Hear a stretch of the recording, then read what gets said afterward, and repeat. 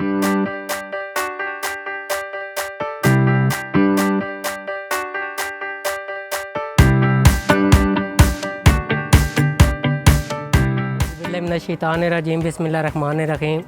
तान के बीज की तैयारी के मराइल।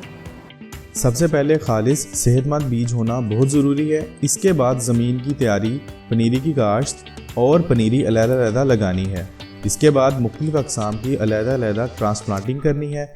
खेतों में जो हाफ टाइप पौधे, रेड राइस, चोबा, इनकी रोगिंग करनी है। इसके खेतों का अलग अलग जायज़ा लेते रहना है। फेडरल सीड सर्टिफिकेशन की टीम आपके पास फसल देखने के लिए आएगी। इसमें वो कीड़े, बीमारियां देखकर मुआयना करने के बाद इसको पास करेंगे।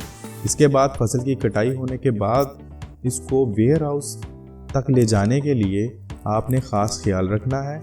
इसमें बारदाना वगैरह ना हो, वो बिल्कुल साफ़ हो। हर मरहले पर इसकी क्वालिटी का मुआयना करना है। आला मेयार की प्रोसेसिंग के लिए आपने ग्रेडर इस्तेमाल करना है।